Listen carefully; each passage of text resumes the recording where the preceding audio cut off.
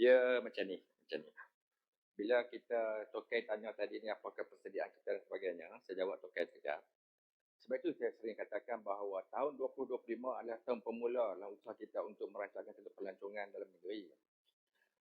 Kita semua kena adil dengan diri kita. Kalau kita compare dengan Penang, dengan Melaka yang mereka dah berpuluh tahun membuat persediaan itu.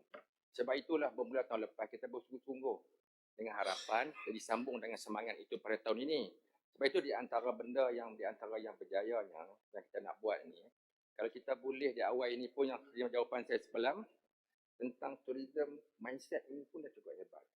Okay, kita nak membetulkan dengan rakyat kita ni betapa pentingnya pelancongan ini dan kita nak melihat ia ni adalah satu sektor ekonomi yang dapat memberi manfaat kepada semua orang. Itu yang pertama. Okay. Dan juga okay, semalam juga ada tanya tentang kelemahan-kelemahan. Kita memang akui kita dapat kena pasti beberapa kelemahan dan inilah yang akan kita ambil tindakan. Kita akan menambah baik di masa ke semasa. Dan juga permulaan tahun lepas inilah kita mengharapkan lebih banyak lagi pelaburan dan berbalik kepada soalan berkuasa seperti kita mengharapkan Langkawi juga akan menerima pelaburan khusus kalau tentang turisme kesihatan ini nak beritahu. Jadi saya harap si banyak tu dapat jawab sedikit. Dan kepada Bakar Arang dan juga kepada tokai cakap tadi buat pelancong yang beberapa malam yang tidur di bermalam di Naita ni. Kebetulan 2 hari lepas sebenarnya kita tengah menunggu statistik daripada DOZEM berapa banyakkah pelancong yang masuk, pelancong dan pelawat yang masuk ke Kedah ini, dan juga daripada Tourism Malaysia. Kebetulan 2 hari lepas Tourism Malaysia ada keluarkan statistik, yang ni kita boleh pakai statistik ni daripada Tourism Malaysia.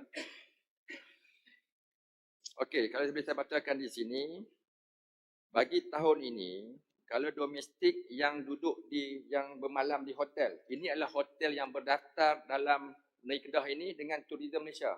Okey, dengan 2025 jumlah dia adalah 3121208, 3,121,000. Okey.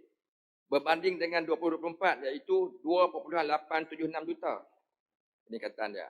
Kalau dari segi foreigner pula, tahun 2025 ini adalah 2,109,996 berbanding dengan 2024 1,945,168. Maknanya kata ini adalah angka rasmi yang dikeluarkan oleh Tourism Malaysia yang boleh kita guna tajuk ini menunjukkan ada peningkatan.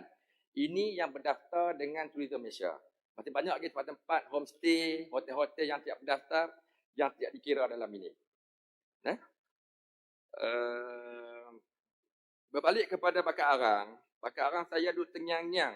Untuk Bakar Arang cakap semalam 20,000 satu hari ni. Okey. 20,000 satu hari ni, kita kena faham bukan semua 20,000 tu pelancong luar.